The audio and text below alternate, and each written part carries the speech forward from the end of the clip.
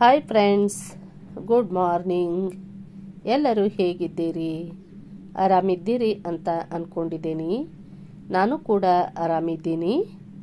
ಇವತ್ತು ನಾನು ಚಿಕ್ಕದಾಗಿ ವ್ಲಾಗನ್ನು ಶೇರ್ ಮಾಡ್ತಾ ಇದ್ದೀನಿ. ಮೊದಲು ನಾನು ಬಾಗಿಲ ಎಲ್ಲ ಕ್ಲೀನ್ ಮಾಡ್ಕೊಂಡಿದ್ದಾಯಿತು. ನಿನ್ನೆ ವ್ಲಾಗಲ್ಲಿ ಪಡ್ಡು ಹಿಟ್ಟು ಯಾವ ರೀತಿ ರೆಡಿ ಮಾಡೋದು ಅಂತ ಶೇರ್ ಮಾಡಿದ್ದೆ. ಇವತ್ತಿನ ವ್ಲಾಗಲ್ಲಿ ನಾನು ಪಡ್ಡು ಮಾಡ್ತಾ ಇದ್ದೀನಿ. ಇವಾಗ 7 ಗಂಟೆ ಆಗಿದೆ. ನಾನಿಲ್ಲಿ ಪಡ್ಡು ಮಾಡ್ತಾ ಇದ್ದೀನಿ. ಇಷ್ಟು ಬೇಗ ನಾನು ಯಾಕೆ ಪಡ್ಡು ಮಾಡ್ತಾ ಇದ್ದೀನಿ ಅಂದರೆ, ನನ್ನ ತಮ್ಮ ಬೇಗ ಡ್ಯೂಟಿಗೆ ಹೋಗ್ತಾನಲ್ಲ, ಹಾಗಾಗಿ ಬೇಗ ನಾನು ನಾಷ್ಟಾ ರೆಡಿ ಮಾಡ್ತಾ ಇದ್ದೀನಿ. ಹಾಗಾಗಿ ನನಗೆ ಚಟ್ನಿ ರೆಸಿಪಿಯನ್ನು ಶೇರ್ ಮಾಡೋದಕ್ಕೆ ಆಗಲಿಲ್ಲ. ನೆಕ್ಸ್ಟ್ ಟೈಮು ನಾನು ಚಟ್ನಿ ರೆಸಿಪಿಯನ್ನು ಶೇರ್ ಮಾಡ್ತೀನಿ. ಪಡ್ಡು ರೆಡಿ ಮಾಡ್ಕೊತ ನಾನಿಲ್ಲಿ ಚಹಾ ರೆಡಿ ಮಾಡಿದೆ. ಯಾಕೆ ಅಂದರೆ ಬೆಳಿಗ್ಗೆ 7:30 ಅಂದರೆ ನಾವು ಚಹಾ ಕಳಿಸ್ಬೇಕು ಕಂಪ್ನಿಗೆ. ಇವಾಗ ನೋಡಿ ನಾನು ನಾಷ್ಟ ಕೊಡ್ತಾ ಇದ್ದೀನಿ ನನ್ನ ತಮ್ಮನಿಗೆ. ಪಡ್ಡು ಮಾತ್ರ ಸೂಪರ್ ಆಗಿದ್ದಾವೆ. ನೀವು ಒಂದ್ಸಾರಿ ಈ ರೆಸಿಪಿಯನ್ನು ಟ್ರೈ ಮಾಡಿ ಯಾವ ರೀತಿ ಆಗುತ್ತೆ ಅಂತ ನನಗೆ ಕಮೆಂಟ್ ಹಾಕಿ. ನಾಷ್ಟ ಆದ ನಂತರ ಮನೆ ಎಲ್ಲ ಕ್ಲೀನ್ ಮಾಡ್ಕೊಂಡಿದ್ದಾಯಿತು. ಇವಾಗ ಸ್ನಾನ ಮಾಡಿ ದೇವರ ಪೂಜೆ ಮಾಡಬೇಕು. ಪೂಜೆನೂ ಆಯಿತು ನೋಡಿ. ಇವತ್ತು ರಾಮನ ಹಬ್ಬ ಅಲ್ವಾ, ಹಾಗಾಗಿ ಬೇಗ ಪೂಜೆ ಮಾಡಿದ್ದೇನೆ. ಹಾಗೆ ನಾನಿಲ್ಲಿ ನಮಗೆ ಅನ್ನ ಕೊಡೋ ದೇವರು ನೋಡಿ, ಇವು ಥರ್ಮಸ್ಸು ಮತ್ತು ಒಲೆ ಪೂಜೆ ಮಾಡಿದ್ದೀನಿ. ಪೂಜೆ ಆದ ನಂತರ ಬಟ್ಟೆ ವಾಶ್ ಮಾಡಿದ್ದಾಯಿತು. ಇವಾಗ ನಾನು ಊಟ ಅಂತ ಏನೂ ಮಾಡ್ತಾ ಇಲ್ಲ. ಟೈಮ್ ಇವಾಗ 2 ಗಂಟೆ ಆಗಿದೆ.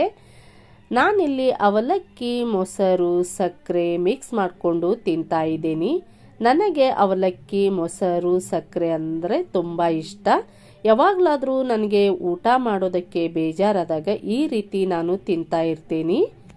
ತುಂಬಾ ಚೆನ್ನಾಗಿರುತ್ತೆ. ನೀವು ಒಂದ್ಸಾರಿ ಈ ರೀತಿ ಮಿಕ್ಸ್ ಮಾಡಿಕೊಂಡು ತಿಂದು ನೋಡ್ರಿ ಯಾವ ರೀತಿ ಟೇಸ್ಟ್ ಇರುತ್ತೆ ಅಂತ.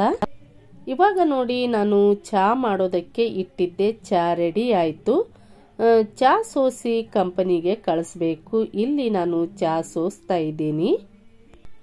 ಇದು ನಮಗೆ ಪ್ರತಿದಿನದ ದುಡಿಮೆ. ಏನು ಮಿಸ್ ಆದರೂ ದುಡಿಮೆ ಮಾತ್ರ ಮಿಸ್ ಮಾಡೋದಿಲ್ಲ ನಾನು. ಯಾಕೆ ಅಂದರೆ ನಮ್ಮ ಜೀವನ ನಡೀತಾ ಇರೋದೇ ಈ ಚಹಾದಿಂದ. ಚಹಾ ರೆಡಿ ಮಾಡಿ ಕಳಿಸಿ ಆದ ನಂತರ ಅಡುಗೆ ಮನೆಯೆಲ್ಲ ಕ್ಲೀನ್ ಮಾಡಿದ್ದಾಯಿತು.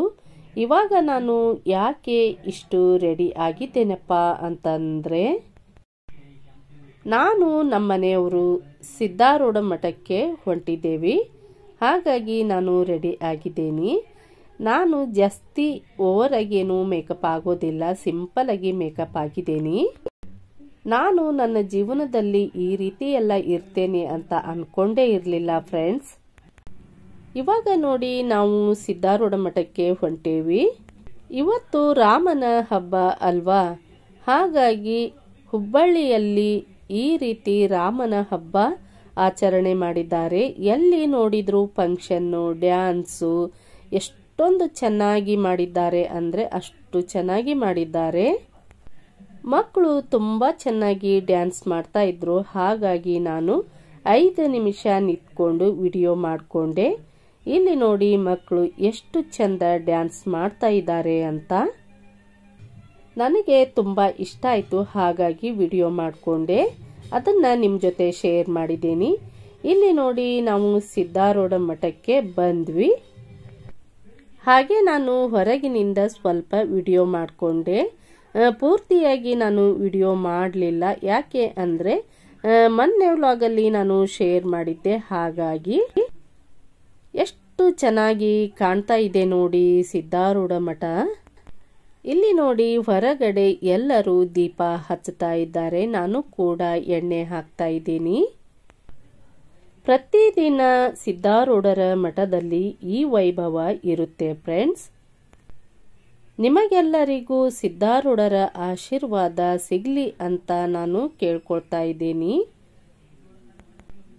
ನೀವು ಎಲ್ಲರೂ ಕಣ್ತುಂಬಿಕೊಳ್ಳಿ. ಇಲ್ಲಿ ನೋಡಿ ನಾನು ದೀಪ ಬೆಳಗಿದ್ದಾಯಿತು. ಸ್ವಲ್ಪ ಹಾಗೆ ವಿಡಿಯೋ ಮಾಡ್ತಾ ಇದ್ರು ನಮ್ಮ ಮನೆಯವರು. ನಿಂತ್ಕೊಂಡಿದ್ದೆ ನಾನು.